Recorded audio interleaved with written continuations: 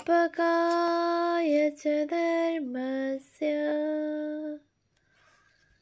सर्वधर्म स्वरूपिणे अवतार वरिष्ठाय रामकृष्णाय ते नमः। শ্রী শ্রী রামকৃষ্ণ কথামৃত দ্বিতীয় খণ্ড। তব কথামৃতম তপ্ত জীবনম কুবিভিরিতম কলমশাপহম শ্রবণমঙ্গলম শ্রীমদাততম ভুবি গৃহন্তি ये ধুরিতা জনা। শ্রীমদ্ ভাগবত গোপী গীতা। মাস্টার মহাশয়ের সংক্ষিপ্ত জীবনচরিত, পৃষ্ঠা সংখ্যা 1181। শ্রী রামকৃষ্ণের ত্যাগী সন্তানদের প্রতি মাস্টার মহাশয়ের প্রীতির কিঞ্চিত পরিচয় পূর্বেই দেওয়া হইয়াছে। ইহাদের কাহারো কাহারো ছবি স্বগৃহে রাখিয়া তিনি সকাল সন্ধ্যায় পূজা করিতেন। স্বামী ব্রহ্মানন্দের শেষ অসুখের সময় তিনি তাহার শয্যাপার্শ্বে দীর্ঘকাল বসিয়া থাকিতেন এবং তাহার দেহত্যাগের পরও নিজের বিছানায় পড়িয়া অশ্রু বিসর্জন করিয়াছিলেন। 1890 খ্রিস্টাব্দে কালীকৃষ্ণ, স্বামী বিরজানন্দ প্রভৃতি যুবকগণ যদিও রিপন কলেজে তাহারই নিকট পড়িতেন, তথাপি তাহার ধর্মভাবের সহিত পরিচিত ছিলেন না। তাহারা রামবাবুর আকর্ষণে কাকুরগাছিতে যাতায়াত করিতেন। ইহাদের সকলেরই মধ্যে ত্যাগের ভাব ছিল, অথচ রামবাবুর তদানীন্তন ধারণা ছিল অন্যরূপ। তিনি বলিতেন, বিলে অর্থাৎ বিবেকানন্দ তো ঠাকুরকে মানতই না, তর্ক করত। ঠাকুরকেই যদি ভগবান বলে বিশ্বাস হলো, তবে তাঁর কথাই তো শাস্ত্র, অপর শাস্ত্রের দরকার কি? ঠাকুরকে বকলমা দিলেই হলো, আর কোনো সাধন ভজনের দরকার নেই। সংসারের মধ্যে থেকেই ঠাকুরকে ডাকলে তিনি কৃপা করবেন ইত্যাদি। অতএব কাকুরগাছিতে তাহারা বরাহনগর মঠ কিংবা মঠবাসিক সাধুদের কোনো সংবাদই পান নাই। এদিকে তাহাদের উৎসুক নয়ন শীঘ্রই আবিষ্কার করিল যে তাহাদের গম্ভীর প্রকৃতি ও বেশভূষায় পারিপাট্যহীন মাস্টার মহাশয় কলেজের অবসরকালে বৃথা সময় নষ্ট না করিয়া বাড়ির ছাদে উঠিয়া নিজের নোটবুকখানি অর্থাৎ কথামৃত নিবিষ্ট মনে পড়িতেন। তাহার অন্যান্য চাল চলনও একটু অসাধারণ। অতএব তাহারা তাহার সহিত ঘনিষ্ঠভাবে মিশিয়া তাহার প্রকৃত পরিচয় গ্রহণ করিলেন এবং অতঃপর আমন্ত্রিত হইয়া তাহার গৃহেও গেলেন। মাস্টার মহাশয় মাদুর পাতিয়া তাহাদিগকে বসাইলেন এবং নিজেও পার্শ্বে বসিলেন। অধ্যাপক ও ছাত্রের মধ্যে সাধারণত যে কায়দাদুরস্ত ব্যবহার দেখা যায়, এখানে তাহার কিছুই ছিল না। এইরূপে যুবকদিগের হৃদয় জয় করিয়া লইয়া মাস্টার বলিলেন, দেখো, ঠাকুর ছিলেন কামিনী কাঞ্চন ত্যাগী। তাকে বুঝতে হলে, তার প্রকৃতবাণী পেতে হলে তার যে সকল শিষ্য কামিনী কাঞ্চন ত্যাগী, তাদের সঙ্গ করতে হয়। গৃহস্থেরা হাজার হোক ঠাকুরের ভাব ঠিক ঠিক বলতে পারে না। এই উপদেশের ফলে এই যুবকগণ বরাহনগরে যাতায়াত আরম্ভ করেন এবং যথাকালে সন্ন্যাস গ্রহণ পূর্বক মঠ ও মিশনের মুখ উজ্জ্বল করেন। মাস্টার মহাশয় গৃহী হইয়াও ত্যাগের মহিমা এরূপ মুক্তকণ্ঠে ঘোষণা করিতেন যে তাহার অনুপ্রেরণায় অনেকে সন্ন্যাসী হইতেন। জনৈক ভক্তকে তিনি বলিয়াছিলেন, সাধুসঙ্গ করলে শাস্ত্রের মানে বোঝা যায়। আর একজনকে বলিয়াছিলেন, হয় সাধুসঙ্গ না হয় নিঃসঙ্গ, বিষয়ীদের সঙ্গ করলেই পতন। আবার বলিতেন, যখন সাধুসঙ্গ পাওয়া যাবে না, তখন সাধুদের ফটো বা ছবি ঘরে রেখে ধ্যান করবে। এইসব উপদেশ দিয়া তিনি আরও বলিতেন যে শ্রীরামকৃষ্ণের উপদেশাবলীর মর্মকথা ছিল ত্যাগ। এমনকি গৃহস্থদিগকে তিনি যে উপদেশ দিতেন তন্মধ্যেও ত্যাগের বীজ লুক্কায়িত থাকিত এবং বিশেষ অনুকূল ক্ষেত্রে এই জন্মেই উহা অঙ্কুরিত হইয়া পত্র পুষ্প ফলে সুশোভিত হইত। অপর স্থলে ভাবী জন্মে ঐরূপ পরিণতি অবশ্যম্ভাবী। জনৈক ভক্তকে তিনি একদিন বলিয়াছিলেন, দেখো না, তিনি চন্দ্র সূর্যকে আলো ও উত্তাপ দেবার জন্য রোজ পাঠিয়ে দিচ্ছেন। আমরা দেখে অবাক। লোকের চৈতন্য হবার জন্য তিনি সাধুদের পাঠিয়ে দিচ্ছেন। তারাই শ্রেষ্ঠ মানব। সাধুরাই তাকে বেশি ধরতে পারেন। তারা সোজা পথে উঠেছেন, তারাই ভগবানকে লাভ করতে পারেন। ভক্ত আপত্তি জানাইলেন, এই যে সব সাধুরা আসেন, এরা কি সকলেই সর্বোচ্চ আদর্শ নিয়ে আছেন? মাস্টার মহাশয় ঈষৎ মাত্র ইতস্তত না করিয়া উত্তর দিলেন, এদের দেখলে উদ্দীপনা হয়। কত বড় ত্যাগ! সব ছেড়ে ছুড়ে রয়েছেন। চৈতন্যদেব গাধার পিঠে গৈরিক বস্ত্র দেখে সাষ্টাঙ্গ হয়েছিলেন। সংসারীরা কলঙ্ক সাগরে মগ্ন হয়েও আবার কলঙ্ক অর্জন করছে। সাধুরা যদি অন্যায়ও করে তবু আবার ঝেড়ে ফেলতে পারে।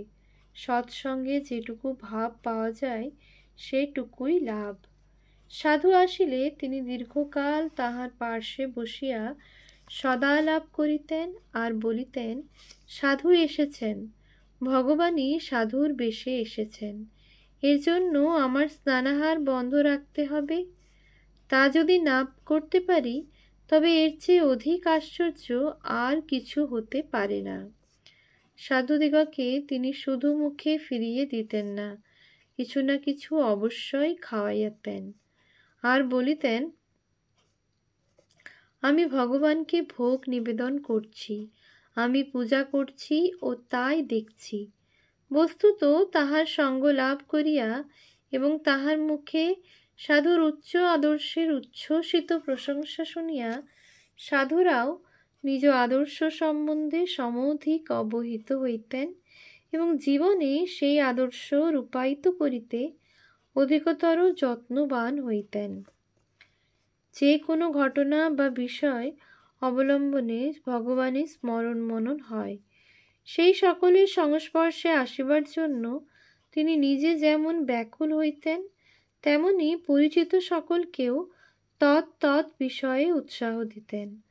উৎসব দিতে যাওয়া যখন তাহার নিজের পক্ষে সম্ভব হইত না, তখন অনুরক্ত ভক্তদিগকে তথায় পাঠাইয়া তাহাদের মুখে সবিশেষ বর্ণনা শুনিতেন। একটি ভক্তকে তিনি একদিন বলিয়াছিলেন, দক্ষিণেশ্বরে মধ্যে মধ্যে যাবে, কালকে দশহরা, সেখানে পুজো দেখবে। হনুমান রামচন্দ্রকে বলেছিলেন, কি করে সর্বদা আপনাকে স্মরণ থাকে? রামচন্দ্র বললেন, উৎসব দেখলে আমাকে মনে পড়বে, তাই পর্ব উৎসবে যোগ দিতে হয়। প্রসাদে তাহার অসীম ভক্তি ছিল। উহা ধারণ করিবার পূর্বে ভক্তি সহকারে হস্তে গ্রহণান্তে মস্তকে স্পর্শ করাইতেন। প্রসাদ সম্বন্ধে তাহার ধারণার একটু অভিনবত্ব ছিল। তিনি বলিতেন, গুরুজন যা দেন তা নিতে হয়, প্রসন্ন হয়ে যা দেন তাই হচ্ছে প্রসাদ। আর ছিল তাহার দীনতা। কোনো সাধুর প্রণাম তিনি গ্রহণ করিতে পারিতেন না। সে সাধু বয়সে যতই ছোট হোক না কেন, একদিন জনৈক বৈষ্ণব তাহাকে প্রণাম করিয়া মেঝেতে বসিতে যাইতেছেন, অমনি তিনি বলিয়া উঠিলেন, ওটা করবেন না, তৃণাদপি শুনিছেন, ও থাক। ঠাকুর বলতেন, এই দেহের ভেতরে ভগবান আছেন, সেজন্য আসনে বসাতে হয়। যে কালে এত ভক্তি করছেন তখন কথা শুনতে হয়।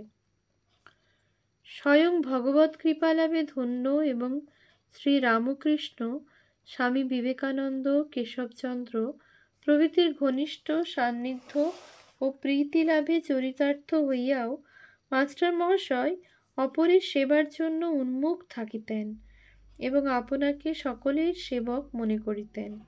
গুরুর আসন তিনি গ্রহণ করিতেন না, কিংবা দীক্ষা কাহাকেও দিতেন না। তাহার প্রভাবে আসিয়া যাহারা সুদীর্ঘকাল তথায় যাতায়াত করিতেন, তাহাদের প্রতিও তিনি উপদেষ্টার ন্যায় ব্যবহার না করিয়া কিংবা তাহাদিগকে নিজস্ব কিছু বলিবার প্রয়াস না করিয়া শুধু বক্তব্য বিষয়টি ঠাকুরের ভাষায় ব্যক্ত করিতেন। শাসন তিনি করিতেন না। মুখে ছিল তাহার দৈব জ্যোতি, আর জিহ্বায় ছিল অবিমিশ্র আশীর্বাদ। তিনি ভক্ত সঙ্গে আনন্দ পাইতেন এবং বলিতেন যে, ভক্তদের সহিত আলাপ আলোচনা না থাকিলে তাহার জীবন দুর্বিষহ হইত। কিন্তু তাই বলিয়া বৃথা স্নেহ প্রকাশপূর্বক তিনি শক্তিক্ষয় বা অনুরাগীকে বিব্রত করিতেন না। সর্বাবস্থায়ই তিনি শান্ত থাকিতেন। সুখ দুঃখ তাহাকে অকস্মাৎ অভিভূত করিতে পারিত না। জীবন ছিল তাহার সম্পূর্ণ আড়ম্বর শূন্য। অবস্থা মন্দ না হইলেও তিনি আহার বিহার ও পোশাক পরিচ্ছদে অতি সাধারণভাবে চলিতেন। তাহার মতে ঠাকুরের উপদেশই এই ছিল যে অনাড়ম্বর জীবনযাপন করিতে হইবে। জীবন ধারণের জন্য উপযুক্ত যৎকিঞ্চিৎ ভোজন ও লজ্জা নিবারণের জন্য সামান্য বস্ত্র পরিধানের ফলে তাহার অন্তর্নিহিত ভগবৎ ভক্তি আরও উজ্জ্বলতর হইয়া আগন্তুকের সম্মুখে আত্মপ্রকাশ করিত। ঠাকুর একদিন তাহাকে বলিয়াছিলেন, মনে ত্যাগ হলেই হল, অন্তঃসন্ন্যাসী সন্ন্যাস। মাস্টার মহাশয় সে সাধনায় সিদ্ধি লাভ করিয়াছিলেন। শ্রী শ্রী রামকৃষ্ণ কথামৃত প্রণয়নী তাহার জীবনের সর্বশ্রেষ্ঠ কীর্তি। ওই সম্বন্ধে তিনি বলিয়াছিলেন, আমার ছেলেবেলা থেকে ডায়েরি লেখার অভ্যাস ছিল। যখন যেখানে ভালো বক্তৃতা বা ঈশ্বরীয় প্রসঙ্গ শুনতুম, তখনই বিশেষভাবে লিখে রাখতুম। সেই অভ্যাসের ফলে ঠাকুরের সঙ্গে যেদিন যা কথাবার্তা হতো, বার তিথি নক্ষত্র তারিখ দিয়ে লিখে রাখতুম। তিনি আরও বলিয়াছিলেন, সংসারের কাজে ব্যস্ত থাকায় আমি ইচ্ছামতো তার কাছে যেতে পারতুম না। তাই দক্ষিণেশ্বরে যা পেয়েছি তার উপর সংসারের চাপ পড়ে পাছে সব গুলিয়ে যায়, এই ভয়ে আমি তার কথা ও ভাবরাশি লিখে রেখে পুনর্বার যাবার আগে পর্যন্ত ওইসব পড়তুম ও মনে মনে আলোচনা করতুম। এভাবে নিজেরই মঙ্গলের জন্য প্রথমে লিখতে আরম্ভ করি, যাতে তার উপদেশ আরও ভালো করে জীবনে পরিণত করতে পারি। এই সকল দিনলিপি অবলম্বনে ঠাকুরের দেহত্যাগের পরে লিখিত গসপেল অব শ্রী রামকৃষ্ণ উপদেশ 1897 খ্রিস্টাব্দে ক্ষুদ্র পুস্তিকাকারে প্রকাশিত হইলে স্বামী বিবেকানন্দ প্রমুখ সকলেই অজস্র প্রশংসা করিলেন এবং আরও উপদেশ প্রকাশের জন্য উৎসাহ দিতে লাগিলেন। 1907 খ্রিস্টাব্দে এই গ্রন্থ বৃহত্তর পুস্তক আকারে পুনঃ প্রকাশিত হয়। এদিকে রামচন্দ্র দত্ত মহাশয়ের অনুরোধে মাস্টার মহাশয় কর্তৃক বঙ্গ ভাষায় কথামৃত রচনা আরম্ভ হয় এবং 1902 অব্দে স্বামী ত্রিগুণাতীতানন্দ কর্তৃক উহার প্রথম ভাগ প্রকাশিত হয়।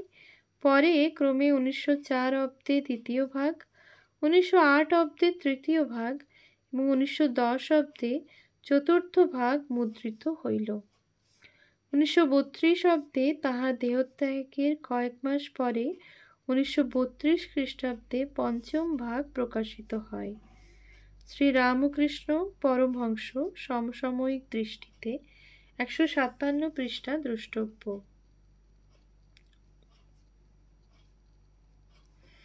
তিনি ইহার আংশিক মুদ্রণ দেখিয়া গিয়াছিলেন। শ্রী শ্রী মাতা ঠাকুরানীর প্রতি তিনি প্রথমাবধি অতি ভক্তিপরায়ণ ছিলেন এবং ইহারই ফলে বহুবার তাহাকে স্বগৃহে রাখিয়া তাহার সেবা করিতে পারিয়াছিলেন। অন্যভাবেও অর্থাদির দ্বারা তিনি তাহার সেবা করিতেন। শ্রীরামকৃষ্ণাশ্রিত ভক্তদের সাহায্যার্থে এবং তপরত সাধুদের অভাব মিটাইবার জন্য তিনি গুপ্তভাবে অর্থব্যয় করিতেন। ওই সমস্ত ব্যয়ের হিসাব অজ্ঞাত হইলেও মনে হয় যে তাহার ন্যায় মধ্যবিত্ত ব্যক্তির পক্ষে সে দানের পরিমাণ নেহাত অল্প নহে। শ্রীরামকৃষ্ণের দর্শন লাভের পর 50 বৎসর সর্বাভীষ্টপ্রদ শ্রী গুরু মহিমা ও বাণী প্রচার করিয়া তিনি ফলহারিণী কালিকা পূজার পরদিবস 1932 খ্রিস্টাব্দের 4 জুন 1339 বঙ্গাব্দ 20 জ্যৈষ্ঠ সকাল 6:30টার সময় শ্রী গুরুপাদপদ্মে মিলিত হন। পূর্বরাত্রি 9টায় কথামৃত পঞ্চম ভাগের প্রুফ দেখিতে দেখিতেই হাতের স্নায়ুশূলের অসহ্য যন্ত্রণা আরম্ভ হয় এবং প্রাতঃকালে মা, গুরুদেব আমাকে কোলে তুলে নাও বলিতে বলিতে তিনি চিরনিদ্রায় চক্ষু নিমীলিত করেন।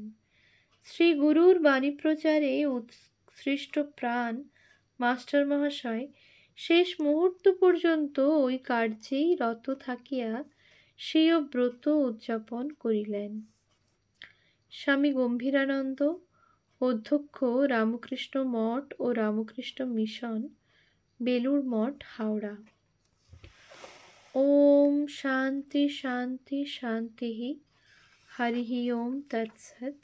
শ্রীরামকৃষ্ণ অর্পণমস্তু।